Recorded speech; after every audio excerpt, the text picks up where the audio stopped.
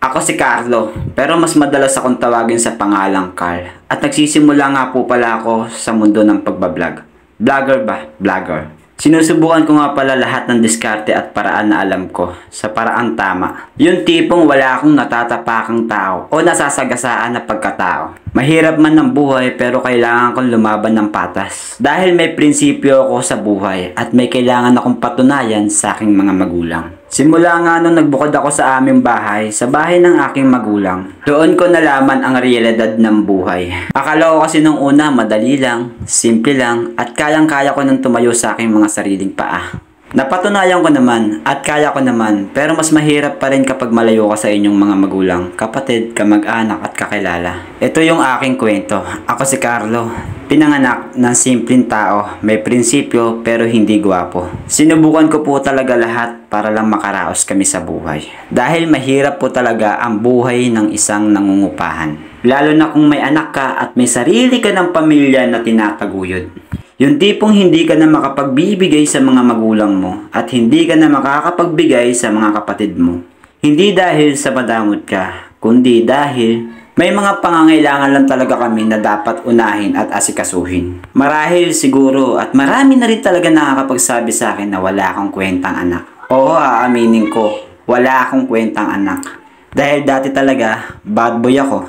Bad boy ba? Parang Robin Padilla. Ang aking datingan noon, away dito, away doon, tagay dito, tagay doon. Kung saan yung kasiyahan, nandoon ako. Kung saan may okasyon, nandoon ako. Pero nagbago lahat yon simula nung nakilala ko yung taong to. Hindi ko naman sinasabi dito sa kwento ko na perpekto ako. Dahil wala namang perpektong tao. Lahat nagkakamali. Lahat gustong magbago. Oo, dati mainitin yung ulo ko. Pero hanggang ngayon naman mainitin pa rin yung ulo ko. Pero kahit papano may konting pagbabago. Ako kasi yung tipong lalaki na mahirap asarin. Napakaseryoso. Lalo na pagdating sa trabaho. Ako yung tipong taong madaling turuan. Ako yung tipong taong makatwiran pero pag may malalim na dahilan. Yung tipong hindi naman ikaw yung mali pero ikaw yung sinasangkalang. Hindi kasi ako yung tipong tao na tangulan ng tango, oo lang ng oo at nagpapasindak. Pag ganun talaga yung nakakaharap mong tao, papalag ako, lalo na kung nasa katwiran ako. Hindi kasi ako pinalaki ng magulang ko para lang magpasindak. Oh, teka muna, baka isipin nyo o sabihin nyo, ang tapang ko na yan. Malaki na naman ang ulo ko. Malaki na talaga yung ulo ko dati pa. Ang tawag nga sa akin dati, Carlo, laki ulo, o di kaya, Carlo, Jimmy Neutron. At eto pa pala, hindi ko nga pala nasubukan umextra sa teleserye para maging bida. May naririnig kasi akong bali-balita na bida-bida daw ako eh. Masyado daw ako nagmamagaling.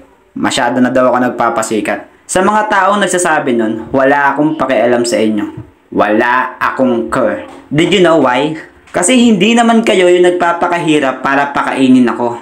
At hindi naman kayo yung dahilan para pakainin ko yung pamilya ko. Kung sa tingin nyo, ganun na akong tao, pues wala akong pake. At kung sa tingin nyo naman nagpapasikat ako, lalo na sa social media, aba, iba din. Ang hirap kaya maging vlogger. Yung tipong duty ka sa gabi, magtatrabaho ka sa gabi, tapos mag-i-edit ka sa umaga pag uwi.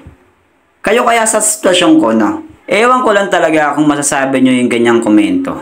Wala akong pinaparinggan sa inyo, ha? Pero nakadepende pa rin yun sa inyo kung tatamaan kayo. Ang amin lang, o akin lang, huwag nyong maliitin. Porket nasa mababa kami. Huwag niyong maliitin yung kakayahan namin. Tandaan nyo, nagsimula rin kayo sa ganito. Nagsimula rin kayo sa mababa bago kayo umangat. Kaya kung magdi-discriminate kayo ng tao, huwag ako. Iba na lang. Dahil tulad nga po ng sinabi ko, marunong akong mga tuwiran, lalo na po pag nasa tama ako. Hindi edad ang basihan para masabi na marami na tayo na pagdaanan sa buhay. Napapunta pa lang kami, pabalik na kayo. Huwag ganun. Hindi naman kayo si Fernando po para magsalita ng ganun eh. Char. Ang akin lang, ayoko ng maraming issue. Kung sa tingin nyo lumalaki yung ulo ko, di kayo nang bahalang humusga. Kayo nang bahalang mag-decision kung ano bang dapat gawin sa akin. And by the way, may iba nga lang po tayo ng kwento. Nagpapasalamat po ako ng lubos sa mga taong tumulong sa akin. Sa mga taong tumulong sa akin na walang hinihinging kapalit. Maraming salamat sa inyo. Maraming salamat sa tulong nyo. Simula nung nagbakasakali ako sa pag-online selling para kumita, at simula nung nagtinda ako ng balot, Penoy para kumita. At simula nung mga nagtinda ako ng mga produkto para lang sa kumita. Maraming salamat sa tulong sa pagpakyaw ng mga produkto at paninda ko. Maraming salamat sa inyo. Malaking tulong yun sa akin kahit hindi ako nanghihingi ng pera galing sa inyo. Carl TV po. God bless.